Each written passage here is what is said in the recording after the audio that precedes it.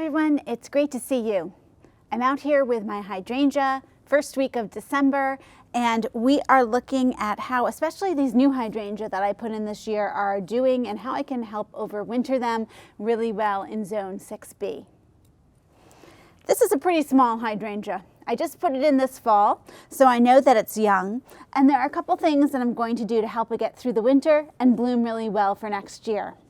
First, I'm going to make sure that it's pretty well cleaned up around it. You don't want to overwinter the dead hydrangea leaves if you don't have to. It has a couple dead ones that haven't fallen yet, but really this is looking good. It is dormant, it looks kind of dead, that's how you want it to look. So when I have a hydrangea that I think needs that little extra protection, one of the best ways you can protect this hydrangea so that it blooms well next year is using a painter's bucket. So obviously this does not work with your really, really big hydrangea. It needs to be relatively small. This is a good size one. And all I do is I take my painter's bucket and put it right over. You sort of have to tuck in all of those little branches. There we go. Okay, and slide that down. Now Dan already drilled holes around the edge, 4 holes. I have to find them. And I use these yard pins and just pin this down so that in the winter, in the wind, it's not going to blow off. Animals won't push it off. Now notice there's no dead leaves really under here, so nothing is going to be rotting under here. And you don't have to water it, and you don't have to worry about air. So some people worry, okay, I cut off the airflow to my plant. There is actually going to be plenty of airflow to your plant. You don't have to worry about it. In fact, that air is a great insulator to your plant. It's going to keep this nice little warmer area in there. The pot also is going to block the wind. A lot of times our buds are ruined by that cold, cold winter wind, especially in March. So this blocks some of the wind too. You don't have to worry about watering it because it's going to rain all around here and it gets in the ground. Your plant is getting plenty of water.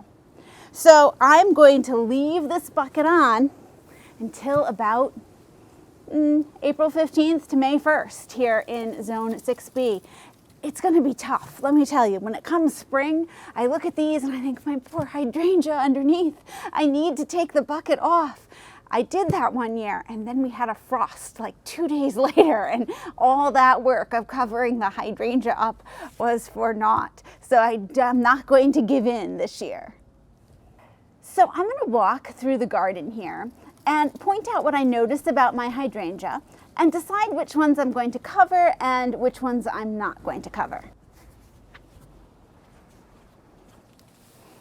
So let's take a look at these 2 hydrangea. Woo, hair issues. This hydrangea here is tall. It's a summer crush. I know summer crush is hardy down to zone 4, so it really is probably going to be fine. It's pretty cleaned up along the bottom. I'm not going to cover this one. This is also a summer crush, and because I know that it really is hardy to zone 4, I'm not going to cover this one either. Even though this is short enough, I probably could. Let's keep going. This little hydrangea here is Fuchsia Glow. Fuchsia Glow is new this year, so this is a first year planting. Those are always a good one to add a little protection to. It's nice and small, so I know I can cover it with a bucket. And this plant was also hit really hard with powder mildew. So I think a little extra babying is a good choice for this one, even though it blooms on new and old wood. So I'm going to cover this one. These 3 hydrangea here are Rhythmic Blue. Now Rhythmic Blue should be hardy enough to get through the winter. They also bloom on new and old wood, so I know that they'll rebloom if they do get frostbite. Last year I covered them. Actually, I only had 1 last year. I covered it, and it did great. This year, this one's too big. Then I have 2 new ones. I think I'm going to take my chances. These are good ones to say probably they're going to be okay here this winter. Now, if they don't bloom next year, I will be regretting that and I'll be covering them. I am going to just deadhead the few blossoms that are here. That's really entirely up to you. Last year we had a blizzard and I did have some breakage when they got real weighted down. So here we have glowing embers. Now glowing embers is an old type of hydrangea. It only blooms on old wood. And it didn't bloom for me last year because it wasn't covered and protected and we did get a late frost. So I'm looking at it, it's small enough to cover with the bucket. I think that this is a good choice to add that extra protection so that hopefully it will bloom for me next year. I'm just going to make sure that there's no leaves under here that could rot, or at least as few leaves as possible. Okay, that looks pretty good. And then I can just cover it with the bucket and pin it down.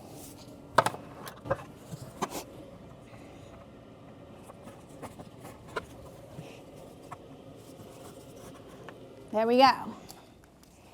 Now up here, we have Forever and Ever Peppermint, which I was so excited to get this year. It's one of those bi-colored ones. And I think I just smeared dirt all over my face, oops. And I want to keep it looking, you know, good, giving it as much of a chance as it can. And it sort of is borderline for whether it will bloom really well here or not. It does bloom on new wood though. It's a little tall. I'm gonna see if I have a bigger bucket.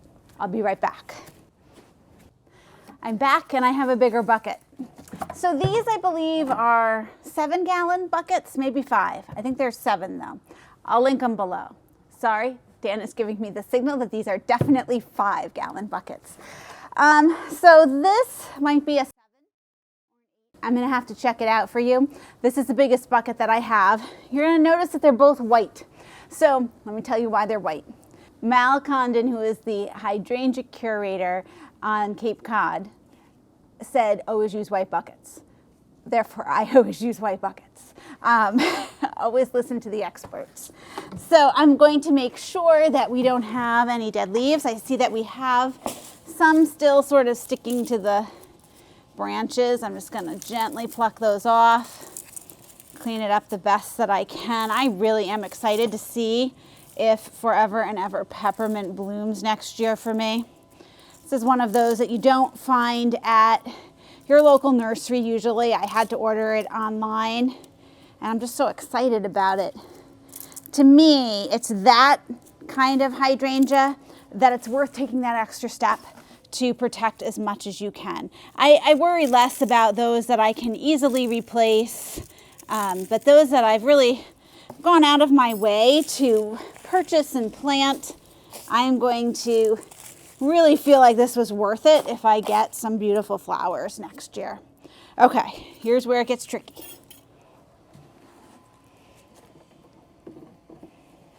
Oh, nice. Oops, not nice. Missed some branches. Okay, we look pretty good. For the bigger buckets like this, I do use all 4 pins just to really make sure they're gonna stay here. Okay, on to the next hydrangea. This is Golden Penny that has that beautiful lime green foliage. It is a new one. I would cover this one probably if I could, but you can already tell that it's growing wider than any bucket that I have. So we're gonna hope for the best with this one. This is Big Band. Big Band does bloom on old and new growth, so I'm less worried about this one. I'm going to clean it out the best that I can and just leave it. Now remember, the ones that I've put in the ground that I'm not doing in the pot are ones that really say that they are hardy to zone 6B. We just know that hardy to zone 6B means that their roots are going to live through the winter. It doesn't mean that they're necessarily going to bloom. So I want to make sure that I'm giving as much protection as I can. These three hydrangea here are Seaside Serenade Newport, and I love this hydrangea. I have one in the front, and it overwintered really well last year. They do bloom on old and new wood, and I did cover that one last year. So I have three here. Notice that they literally like dropped their leaves last night. These hung onto their leaves so long. I've been waiting to winterize and I've been keeping an eye on them, like, when are they ever going to go dormant? And I think we finally hit that stage. So I'm gonna do an experiment. This looks like it's the smallest one up here. I'm gonna cover one of them and leave two of them uncovered, and we will see how this one ends up blooming compared to the other two.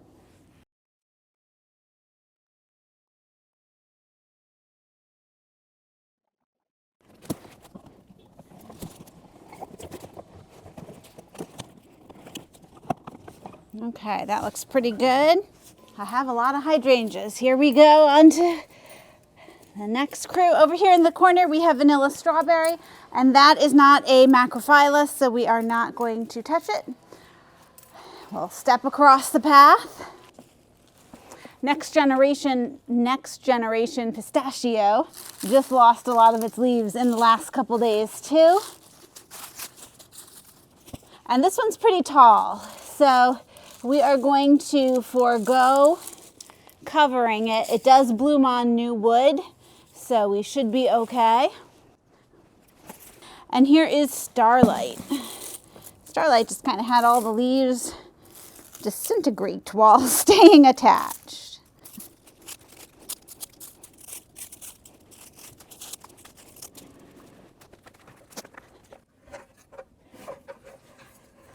Oh, look at how beautifully that just covered.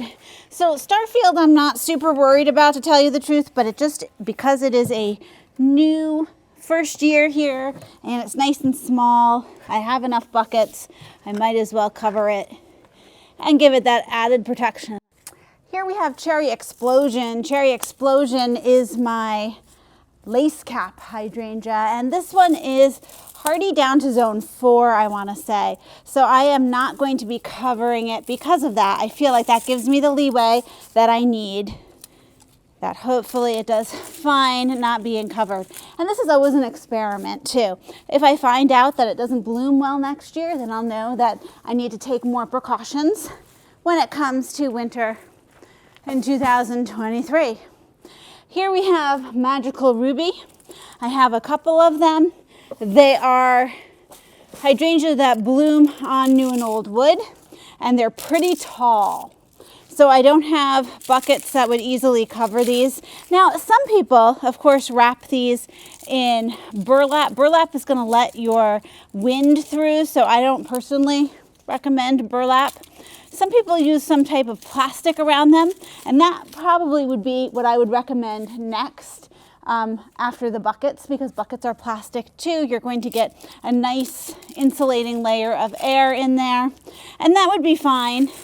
So if these didn't do well and then I wanted to protect them next year, I'd have to look into something like that.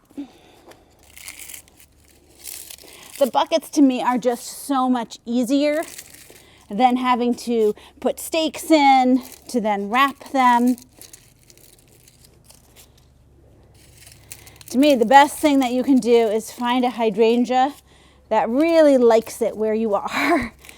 And then those that you're worried about, bring inside to an unheated shed or an unheated garage. Our last hydrangea on this side is Spike. Spike I did order especially. I am going to see how Spike does. I know that Spike has done well for some other people in this area, so I think I'm going to let it go. It also is close to the house. We're pretty well sheltered over here, so I want to see if it'll make it. It's really tall, so I don't currently have a bucket that I can just quickly put over it either, so this one is going to stay. So here I am in the backyard, and this is City Line Paris. I love City Line Paris. City Line Paris, though, only blooms on old wood. This one did not bloom at all last year.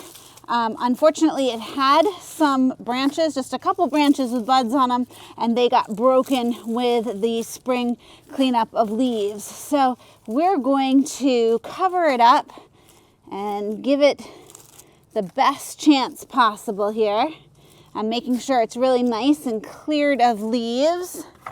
And then here we go. Okay. And I'm going to pin this down. Whoops, get that branch under there. Okay. Awesome. We have one more bucket, so we're heading this direction. Here we have Seaside Serenade Martha's Vineyard. It is a beautiful, beautiful hydrangea, and I am going to give it some extra protection. It is rather small, and it has a lot of dead leaves around it, so let me clean it up first. Just take all of the dead leaves. It's so interesting. Some of the macrophylla really drop their leaves cleanly, and some, they just sort of like cling on and disintegrate right stuck to the branches. And I really do think it depends on the variety that you have and how exposed it is to the wind, whether the wind is taking those dead leaves off for you or not. For those that you're not covering, this will all just come off during the course of the winter. And by spring, you really will just have the bare sticks, the bare twig branches here. You might still, though, need to clean them up. I always recommend in the spring doing another once-over cleanup right around the base of your hydrangea. Okay, that looks pretty good. So the tricky part is not getting any of your branches stuck outside. Ooh, this one might not fit. We'll see. How are we doing? We're getting there. You have to sort of work with them. There we go. Woo, that was a tricky one. Okay, and then we pin it down. Now you've seen how I prepare my hydrangea for the winter, and we just hope for the best. You know, there is some luck to how well your hydrangea are going to do also. Thank you so much for joining me, and I'll see you in the next video.